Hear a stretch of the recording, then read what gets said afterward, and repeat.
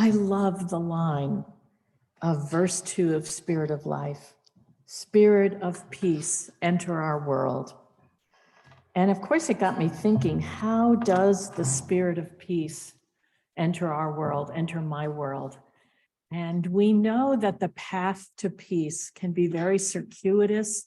It can be filled with diversions and a lot of possibilities.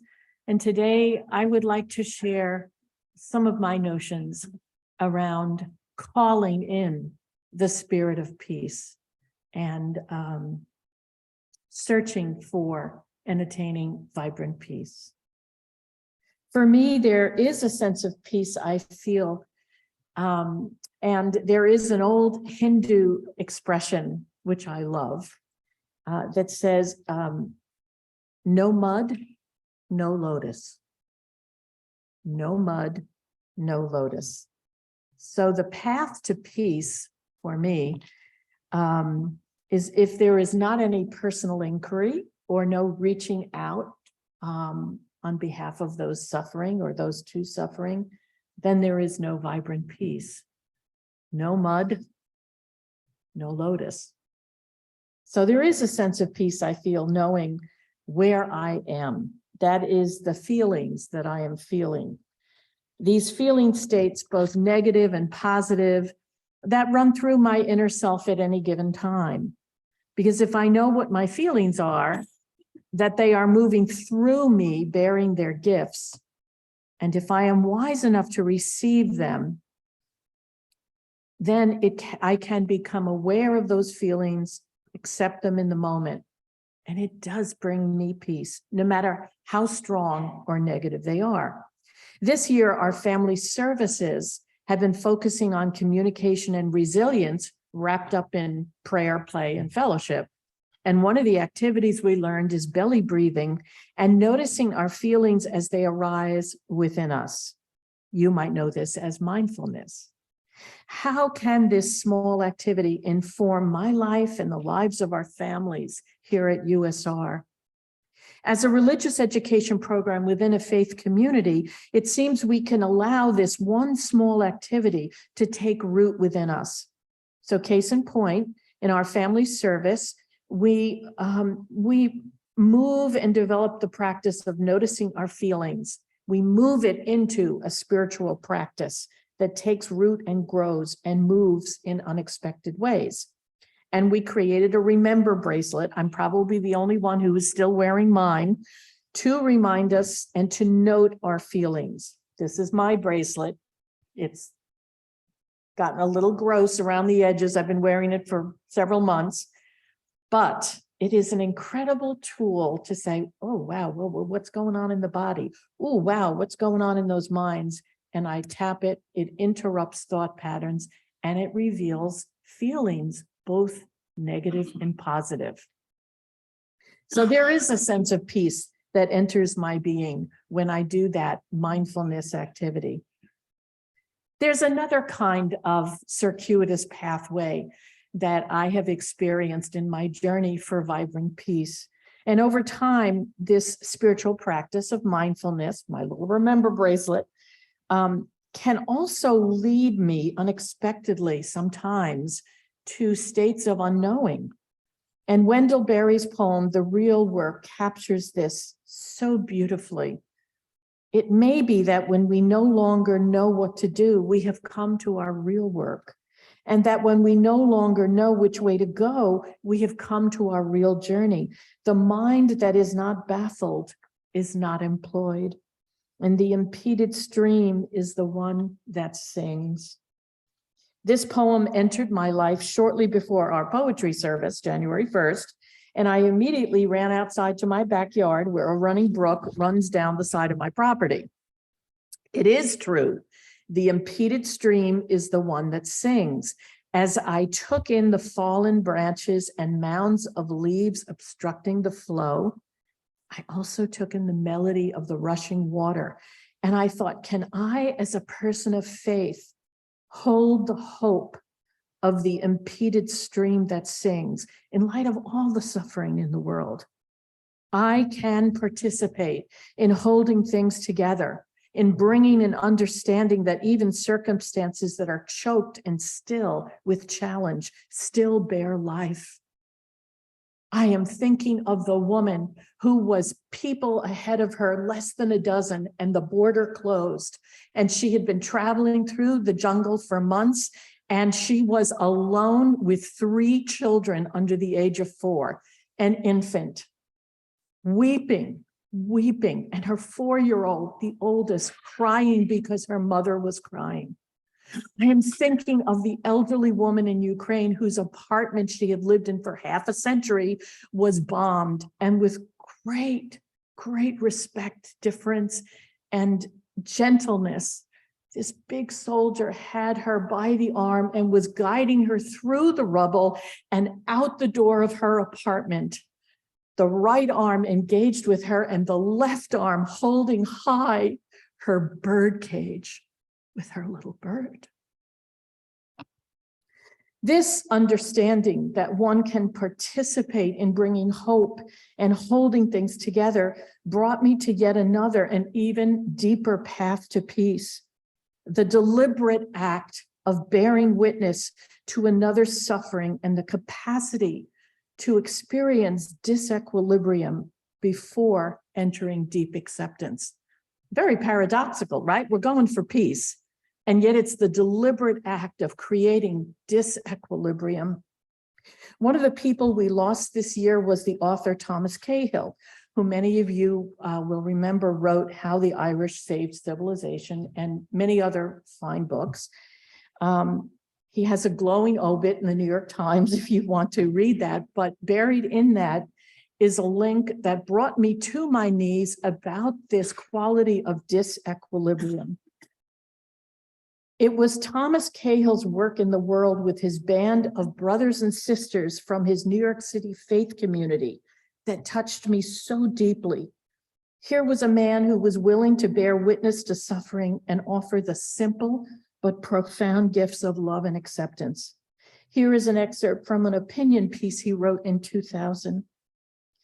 The little boy behind the bars was weeping copiously, his tears hot with despair. The bars were spaced so that an adult hand could not easily pass through them to touch the desolate child they held captive. Everett, I said, Everett, don't cry. It will be all right. Everything will be all right. I knew this wasn't so. I knew that the child in this caged hospital bed had been momentarily engulfed by a sharp understanding of his true situation, that he saw its overwhelming sadness, its irreversibility, his powerlessness. What could he do but rage? What must it be like to be always at the mercy of others, even for the simplest things? To have the smallest pleasures snatched away just when they are within reach.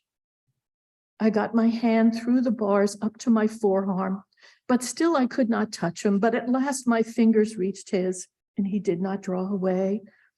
Everett, not his real name, is an AIDS baby now past his 4th birthday. He cannot speak words, only make noises, because the disease has attacked his brain, causing aphasia. He cannot walk and has little control over his body from the waist down. He may not have words, but he knows what is happening to him. His large brown eyes seem to harbor a knowledge and even a wisdom far beyond his years. And usually he displays a genial resignation to his fate and to the incessant pokings and proddings that are routine to modern medical intervention. Everett lives at Incarnation Children's Center in the northernmost reaches of Manhattan. It was there when I first met Everett, when I began to come each week with a group of friends from St. Malachi's Church on 49th Street to read bedtime stories to the children. His face caught my attention, this glowing, wise, but faintly hopeful face, his dark skin lit from within like the face of a Hindu saint. This account of Thomas Cahill's is the measure of this man and the work he did in the company of his faith community. A practice of mindfulness accepting the unknowing, holding the hope that the impeded stream sings, and witnessing suffering while offering acceptance and love are all paradoxically pathways to vibrant peace and offer partial answers to the question, how does peace enter our lives? As we prepare our hearts and minds to honor MLK's vision and spiritual teachings and impact on our culture, I am reminded of his pathway to peace. True peace is not merely the absence of tension, it is the presence of justice. And like Thomas Cahill and his band of brothers and sisters from St. Malachi, we cannot do this work alone. It is too hard. We need to lean into and onto our faith, this faith community, as we move in surprising and sometimes heart-wrenching pathways towards wholeness and peace. And I just want to end by sharing from the book, The Rhythm of Compassion, written by my dear friend, who explores both the inner and outer movements of compassion. And while I do, I'm going to return us to the image of the lotus and ask you to imagine the most beautiful pond you have ever seen, with a beautiful lotus seeming to float on top of the water. Its buds not quite out yet. And she writes, today I focus on the phrase, my heart is breaking, my heart is awakening. As I care for others, my heart shatters, and so does the hard shell of my ego. My broken heart awakens me and liberates me. I know that heartbreak is an inevitable part of compassion. It opens me and deeply connects me to those I serve. As I tend to a child with cancer, a patient with Alzheimer's, a victim of an unspeakable child abuse, or an innocent victim of random gun violence, I surround myself with the phrase, my heart is breaking, my heart is awakening. This reminds me that each time my heart breaks, it also grows strong and luminous.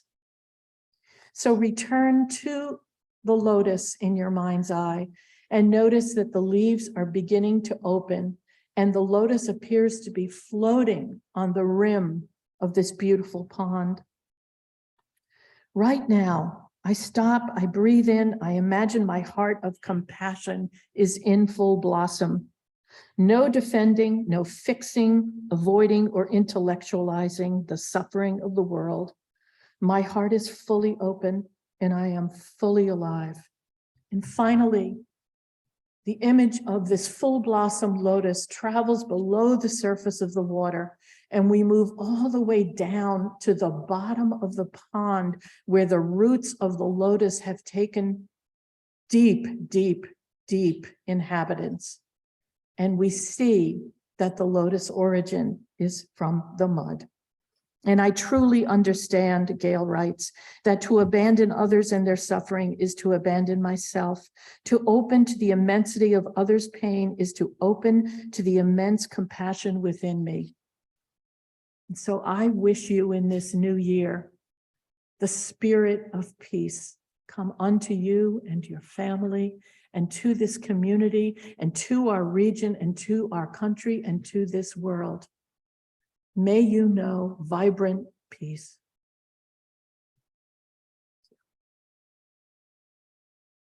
Another calendar year has come, 2023, and it's pretty hard to believe. We together have seen quite a few years turn over. 6 times we have gone through a New Year's together.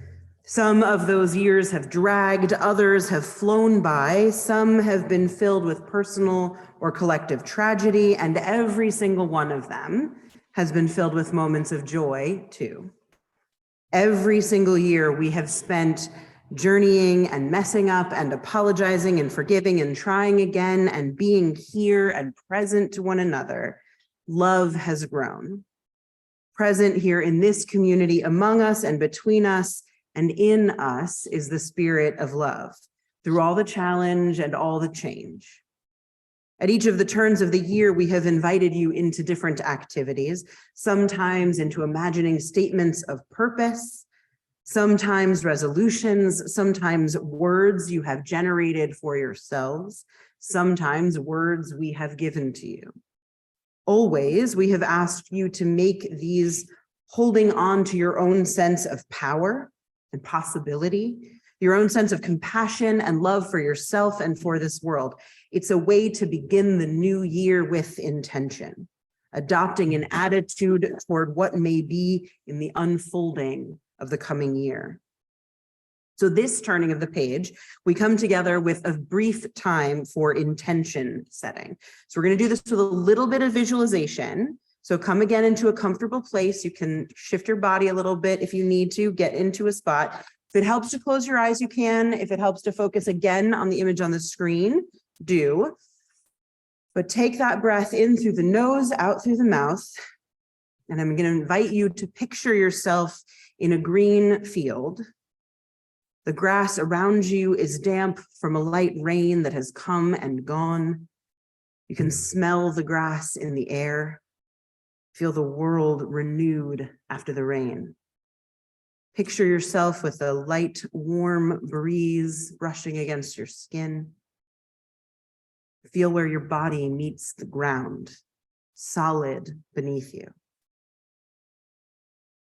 Feel yourself rooting in, drawing strength, pulling nutrients from the deep. And up above you, the vast blue sky.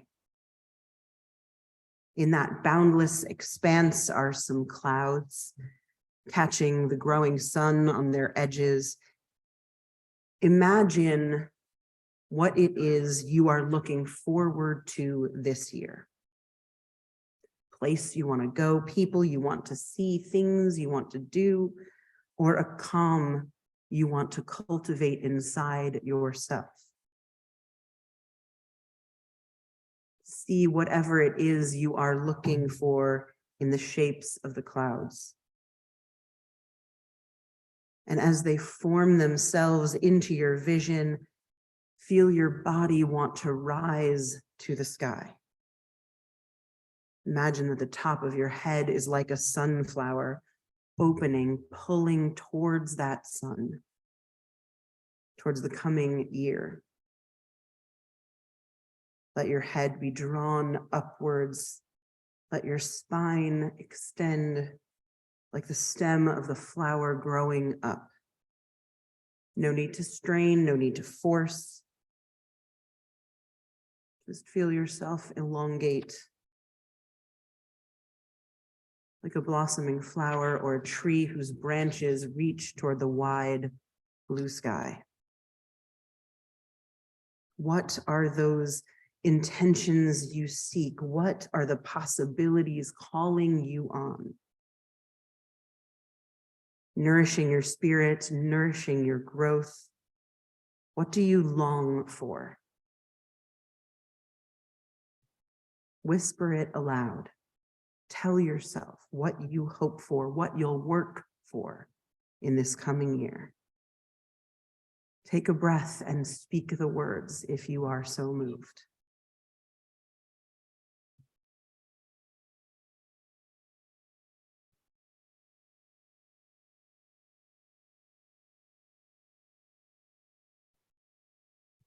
Take another breath. I'll invite you to hold those intentions. Let your body stay in that place of stretching up and open your eyes once more. I have been part of congregations in the past that have sung Spirit of Life every single Sunday. It's something of an unofficial anthem for Unitarian Universalism. And until Ron shared them with me, I'd never seen any other verses. I had only known places that held that one verse sacred. And I understand why folks do. The images of roots and wings, the call to the spirit, not some far away God, but the spirit in each of us, the spirit of life that indwells and calls us on, the rising of the sea and the power inherent in our own hands. I understand how this song moves and swells and gives us a sense of shared wonder and possibility and groundedness. It is a hymn that resonates with my own theology, which is akin to the process theology of folks like Alfred North Whitehead and Gordon Kaufman. My own is a theology that says that life, the force of creation, the generative impulse in each of us and in this world we share, that's what God is. That the unfolding of our lives and our stories and our earth over the fullness of time is God. That the loving, positive, intentional forces of peace and hope and the action that we take that brings those to fruition, my theology teaches me that that is God. It's a theology that says that that word, that three-letter word, is a placeholder for the vast, endless possibilities of our individual and collective becoming, and that it holds within its tiny frame the vast history of humanity and all that still might be. It's a theology that says nothing is settled and everything matters, that it matters that we gather, and it matters that we attend to our choices, and it matters what we vision with hope. It matters that we vision for something more than we already know. And it matters that we choose to chase those visions. I understand why Spirit of Life has moved the hearts of process theology folks like me and the hearts of atheists and theists and agnostics and the spiritual, all of us. For a short hymn, it does a lot of big work. And I was so delighted to see the verses that Ron shared, spirit of peace, spirit of love, because in them lies possibility. The possibility that even something that seems perfect and so powerful has space to grow and change and move, that even things we adore with all our hearts can accept more, can be added to, can grow. It teaches that wisdom is not final. There are other verses. We can still write more of the story, that unfolding still happens. And that to best move through, we need to call upon the spirit of life and also the spirit of love and the spirit of hope and the spirit of peace. Those extra verses are a reminder that all around us are possibilities for new words, new deeds, new spirit, new ways. And that's what each new year brings to us, what we long for as we mark this time in this way, possibilities. The trick is to be open to them, to love what we have and what we know, hold tight to what is good, and then open ourselves enough to the new, the different, the changed, allowing ourselves to be new and different and changed. We have no idea what this year will bring. We have no idea if we will find ourselves obstructed like a stream that must swerve and wind and sing to get to its destination. We have no idea if this year will be simple or dauntingly complex. We don't know, and that can feel extremely challenging. But the thing is, we do know something. We know that this year, whatever it brings by way of hardship, will, like every single year, also bring moments of joy. Also present this year will be deep love. Also possible in this year, as every year, is hope.